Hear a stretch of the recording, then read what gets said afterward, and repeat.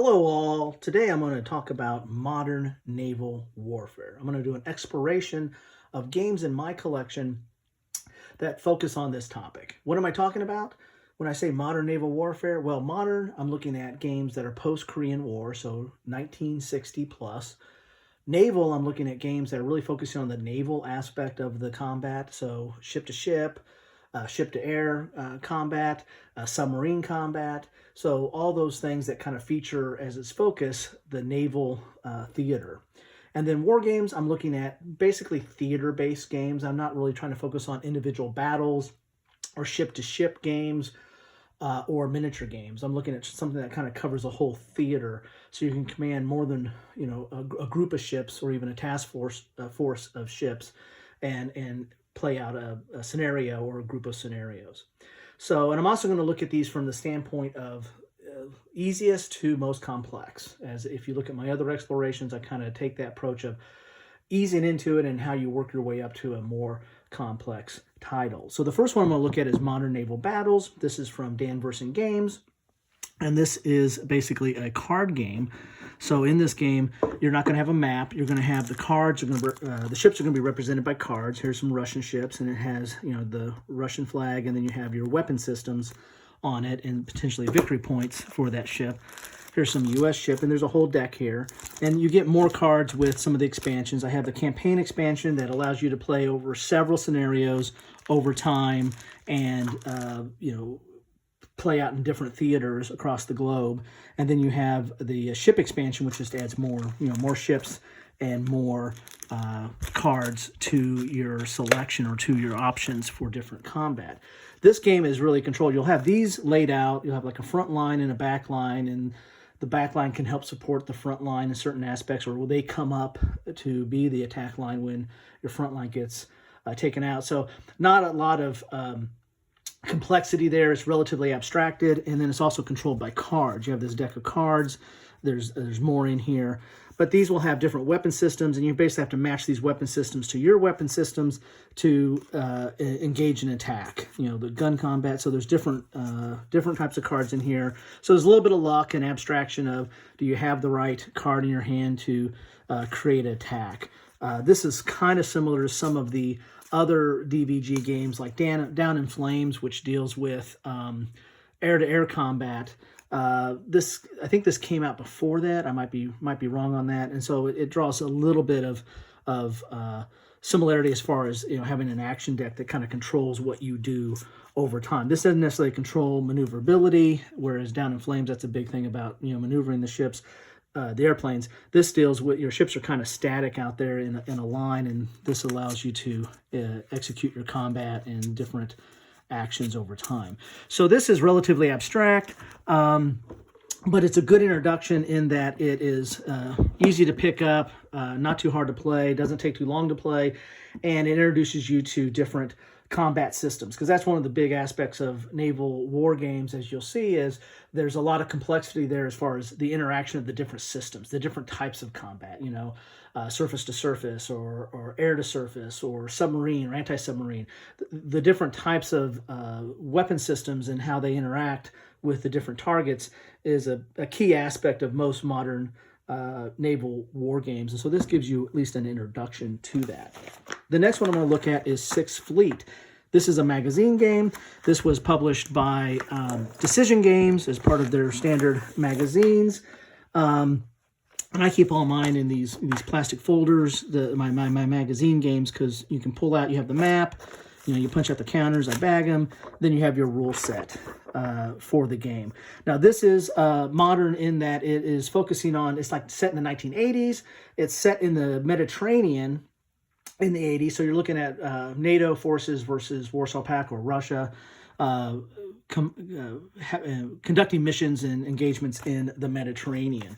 Now, this is next up on the list because you have a map. It's not a hex and counter map. It's an area control type map. You're going to be in certain areas, so it's a little bit abstracted in that regard. And the units, though, you're starting to get a little bit more complexity in the units. So if you see there's a surface ship there where it's actually a carrier, where you have like anti-ground, electronic warfare, anti-aircraft, anti-submarine, movement range, anti-surface ship. So you're starting to get a little bit more factors. There's an air unit there. So you're getting into a little bit more complexity in how the systems are laid out on the card. And electronic warfare is interesting in this system. That value or rating actually kind of determines who goes first, who attacks first. And so, there is a kind of an order of battle where if you've got the better rating, you're going to attack first. You might be able to eliminate your enemy before they can attack back on you. So it's got some of that aspects in here. So you're getting a little bit more complexity than, of course, the card game, but not a ton of complexity. It is a magazine game, so typically with magazine games, the rules are not necessarily as crisp, and it hasn't been as play tested as much as a box game or a full produced game. But this is not a bad game. It's a good system. This is based on I think it's like the Red Dragon Rising or the Dragon Rising system, which started, I think, with Red Dragon Green Crescent, and then has been, or maybe it's Rising Dragon, but there's been several in this system. I actually did an unboxing of, or an unpacking of Norway 1940, which uses this same system. There's actually more ground units in that game, because you're doing the German invasion of Norway. This one there's a few ground units, but again, the focus of this is really the Mediterranean and the naval interactions and the air interactions in the Mediterranean. So this would be next up that I would move to from Modern Naval Battles. Next on my list would be, that I have in my collection, is South China Sea. Now we're getting a little bit more complex now. We're going to have a hex and counter map. As you can see, some of the counters there. You've got, a lot of information, a little bit more information than Sixth Fleet. This also has a political system. It has cards, but it's not a card-driven game. You basically have a few rounds at the beginning of the game that you can choose to do or not. You don't have to do the political system, but you can play the political system for the scenario, and this might get some different forces out, or might set who the neutral or third-party forces, who they align with, and that might get that out a little bit different in each time you play it, and it might get different units on the board quicker or in different locations, and so this just changes up the game a little bit each time. It's a political phase, so to speak, and it only lasts like 6 turns, or how many cards you end up getting. And it actually can end early. I've played a game where after you played a couple of cards and you roll a dice to see if there's a conflict based on some of the cards, and boom, we were right into the battle. So we were right to the board and no more politics. So as I said, it's got counters. This is in the South China Sea. This is, again, focusing on theater. So you have a lot of Chinese type counters. You have the U.S. forces. And then, of course, you're going to have the Philippines, Malaysia, and Vietnam, or other parties that could go on either side or just be neutral. You've got, of course, your rule book here. And as you can see, you're getting a little bit more complexity. You're going to have the illumination radius. So you're talking about, with the hex game, you're looking at open sea and trying to figure out what's out there. So depending on where the target's at in your illumination radius, might depend on whether you can attack it or not. There's also going to be limitations on who you can attack based on certain weapon systems, because they have ranges as well. So you're getting a little bit more complexity, and also the unit that the target can actually evade, or might have a chance to evade, depending on the type of detection that's going on. You also have different movement in here, where, again, in Sixth Fleet, it's all area movement, how you're moving from area to area, so it's definitely a lot more abstracted. This, you have open sea hexes, and you have littoral hexes, which are close to the coast, and you have island hexes, or which are kind of like littoral hexes as well. So depending on the type of unit, like these units with the blue band are deep sea units, so it's easier. They only takes 1 movement point to move at open sea, but takes 2 to move next to the coast, and it's reversed for a unit that is made for being close to the coast. Okay, so movement's a little bit different. You have your engagement sequence. Again, like in Sixth Fleet, it was kind of covered by that electronic countermeasures or electronic warfare factor, kind of determine who went first. This one is determined upon the different types of combat that goes on there and the sequence of that. And then again, here's your different units. So you can see here, you've got gun, underwater, anti-surface, anti-ground. your movement, your stealth, torpedo, missile defense. So you're getting a lot more complexity here than what you had in 6th Fleet. So as we're going up here, we're getting more complex, and it's mainly due to the different types of weapon systems and how they interact. Now, the nice thing about this game is there's no chart. So it's all done on the board, so to speak, or with the counters. You're going to compare this is basically a modifier that you're going to roll the dice and then add this modifier and then compare it to the defense of the target. And if you roll higher than the defense, the amount you roll higher is how many steps you take off. Like this is a 2-step unit, so if you roll a 12 compared to this 10, you're going to knock out 2 steps and you're going to eliminate this unit. So much more simplified combat. Again, on par maybe with 6th Fleet, but as we're going to get to next, the more complex game that I have in my system, this is definitely simpler than that, and it's all just done there on the board. Again, you have 2 maps in this. This is going to focus on the South China Sea. This is, futuristic type combat. So this is kind of set in the modern day. Where 6th Fleet was set in the 80s. This is set in, the modern day. So what are these capabilities today? 5-10 years from now, this will be all, alternative history type stuff. So you got some coastland here. You've got, Thailand and China, Vietnam, and then you got Malaysia and the Philippines. So there are some ground units in this game, but again, this is mainly focused on, most of this map when you lay it out is focusing on the South China Sea and the sea hexes that are surrounding it and how that combat plays out there. So this will be the next one I move up to on the list. And with this one, it's important to note, just like the 6th Fleet has several titles in the series, and they're all, and I would suggest you go to 6th Fleet or go to, I got Norway 1940, go to BGG and you'll see the family name of that series, and you can track down the other titles. So there's other games that you can play if you like that system. This one, they're doing a reprint of this, will be basically the same. I think there might be thicker counters because I think they have a different producer for that. But then they have the Indian Ocean, which is coming out, I think, next year, which is basically going to be this same system, but focusing, of course, on the Indian Ocean. So if you like this, then you've got some aspects of, so you can have the ability to continue on with your system. You're playing the South China Sea in a different sea or ocean. Which brings us to our most complex of the ones that I'm going to explore today, and that's the 2nd Fleet. Now, there's a whole series of these. The original one was 6th Fleet, no relation to this 6th Fleet, but it was came out in the 80s.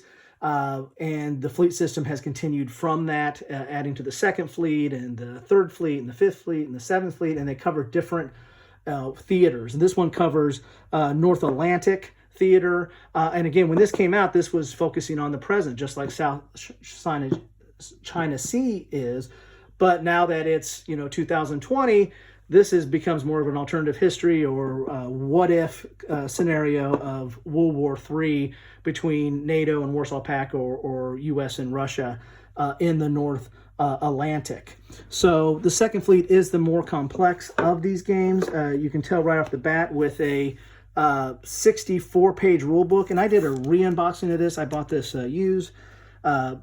Did a re-unboxing of this, and I kind of go into a lot more detail. I kind of walk through the rule book. So I suggest if you're interested in this, go check out my video on 2nd Fleet that I did on the reboxing, because I kind of go through the rule book and show that really to get this game started, there's only like 17 pages of rules.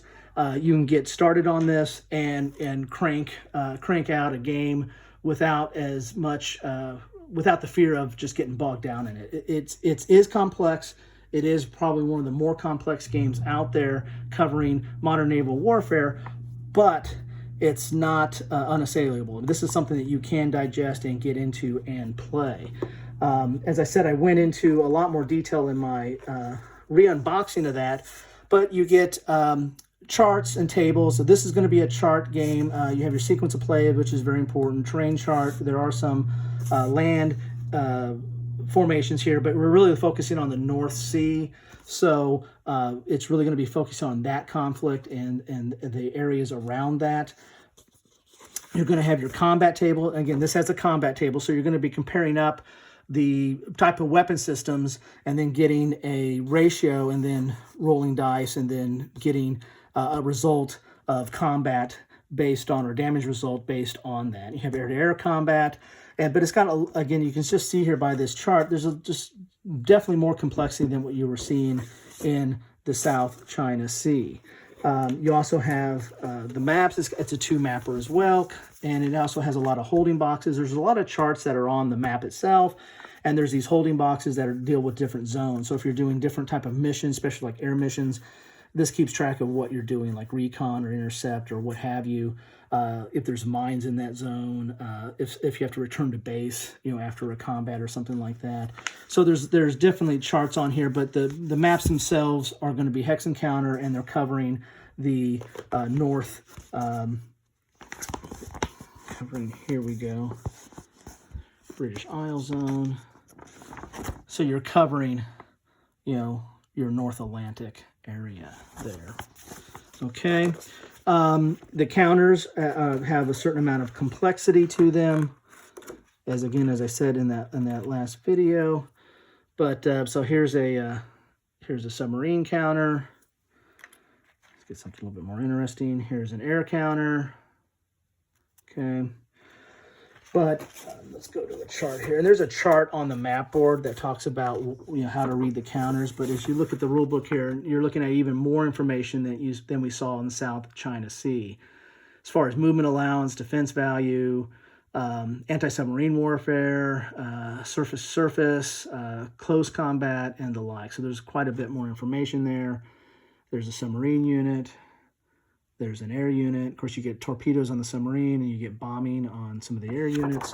So again, definitely a more complex game, but again, not the most complex game that you ever played. I mean, it's not for an introductory game for a war gamer or someone that's just getting into war games. I would suggest maybe following some of the progression that I just showed here. But then again, this is not